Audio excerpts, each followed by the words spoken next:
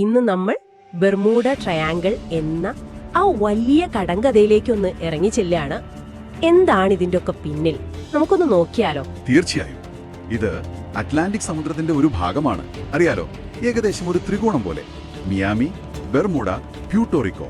അതിന്റെ ഇടയിൽ ഒരുപാട് കാലമായിട്ട് കപ്പലുകളും വിമാനങ്ങളും ഒക്കെ ഒരു വിവരവുമില്ലാതെ കാണാതായി എന്ന് പറയുന്ന ഒരിടം. നിങ്ങളുടെ ഈ ഒരു താല്പര്യം അത് നല്ലതാണ്. കാരണം ഒരുപാട് ദുരൂഹതകളുണ്ട് ഇതിന് ചുറ്റും, അല്ലേ?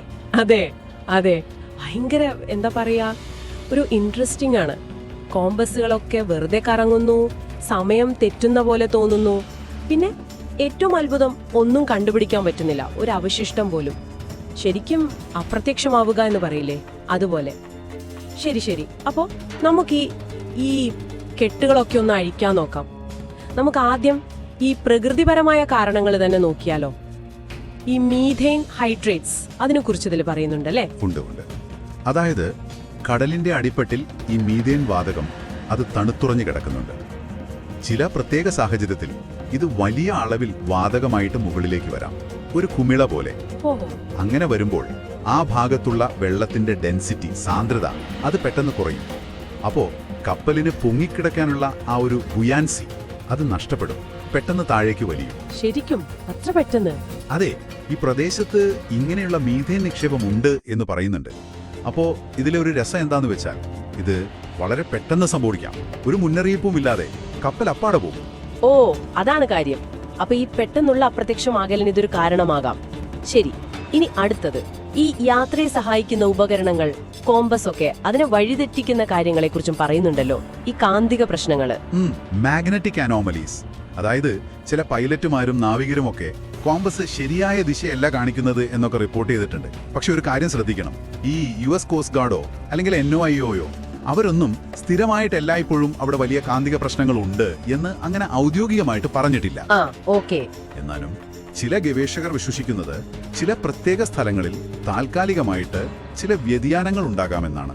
ഈ കോമ്പസ് തെറ്റുന്നത് അത് നാവിഗേഷനിൽ വലിയ പ്രശ്നം ഉണ്ടാക്കുമല്ലോ, ചിലപ്പോൾ വഴിതെറ്റി അപകടത്തിൽപ്പെടാം. ശരിയാണ്. പിന്നെ കാലാവസ്ഥ, അതിന്റെ കാര്യവും ഇതിൽ നന്നായി പറയുന്നുണ്ടല്ലോ, അല്ലേ?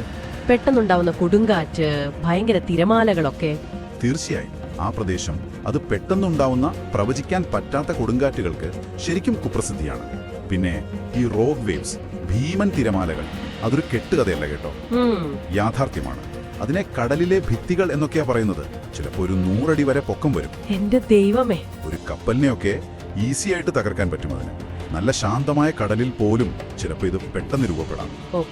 അപ്പൊ ഇതൊക്കെ പ്രകൃതിയുടെ ചില കളികള്.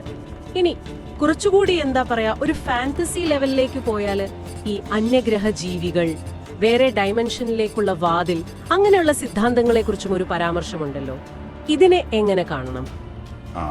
ഈ ഉറവിടങ്ങളൊക്കെ പറയുന്നത് പോലെ ഇതിനൊന്നും ശാസ്ത്രീയമായിട്ട് ഒരു തെളിവുമില്ല, സത്യം പറഞ്ഞാൽ. ഇല്ല. പക്ഷേ ഈ ബെർമുഡ ട്രയാങ്കിളിനെ കുറിച്ചുള്ള കഥകളിലും സിനിമകളിലുമൊക്കെ ഇതിന് വലിയ സ്ഥാനമുണ്ട്. ഒരു വിശദീകരണം കിട്ടാതെ വരുമ്പോ ആളുകൾക്ക് ഇത്തരം അമാനുഷിക കാര്യങ്ങളിലേക്കൊരു ആകർഷണം തോന്നും. അപ്പോ അവസാനം ഒരു പക്ഷേ ഏറ്റവും ലളിതമായ എന്നാൽ ഏറ്റവും സാധ്യതയുള്ള ഒരു വിശദീകരണം, മനുഷ്യന്റെ ഭാഗത്തു നിന്നുള്ള പിഴവുകൾ, അല്ലേ? അതിനെപ്പറ്റി എന്തു പറയുന്നു ഈ രേഖകൾ? അതൊരു പ്രധാന ഘടകമായിട്ട് മിക്ക റിപ്പോർട്ടുകളും പറയുന്നുണ്ട്. കാരണം ഇതൊരു ഭയങ്കര തിരക്കുള്ളൊരു പാതയാണ്, കപ്പലുകളും വിമാനങ്ങളും ഒരുപാട് പോകുന്നുണ്ട്. അപ്പോൾ സ്വാഭാവികമായിട്ടും കൂടുതൽ യാത്രയുണ്ടാകുമ്പോൾ അപകടങ്ങൾ കൂടാനുള്ള സാധ്യതയും കൂടുമല്ലോ.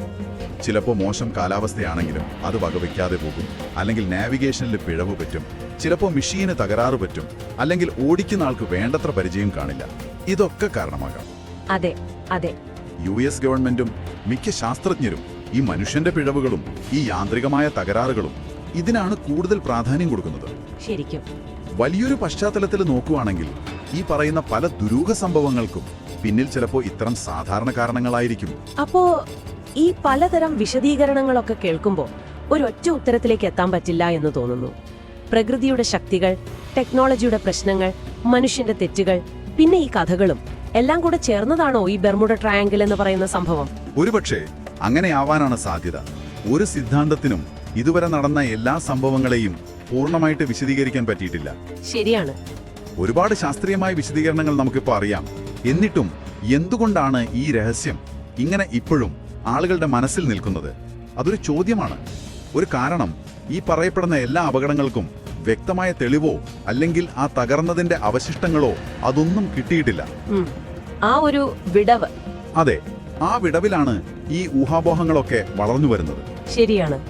അപ്പോ ഈ ഉറവിടങ്ങൾ നിങ്ങൾക്ക് മുന്നോട്ട് വെക്കുന്നത് പല പല സാധ്യതകളാണ്. അതെ, ഇത് നമ്മളെ ഒരു പ്രധാനപ്പെട്ട ചോദ്യത്തിലേക്കാണ് എത്തിക്കുന്നത്.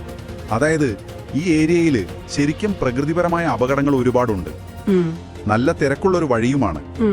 അങ്ങനെയുള്ളപ്പോൾ യഥാർത്ഥത്തിലുള്ള രഹസ്യം എന്തുകൊണ്ട് കപ്പലുകളും വിമാനങ്ങളും കാണാതാകുന്നു എന്നതാണോ, അതോ ഇത്രയും വലിയ, ഇത്രയും പ്രക്ഷുബ്ധമായ ഒരു കടൽ പ്രദേശത്ത് നടക്കുന്ന എല്ലാ സംഭവത്തിനും നമുക്ക് കൃത്യമായ ഉത്തരവും അവശിഷ്ടവും കിട്ടണമെന്ന് നമ്മൾ എന്തിനാണ് ഇത്ര നിർബന്ധം പിടിക്കുന്നത് എന്നതാണോ?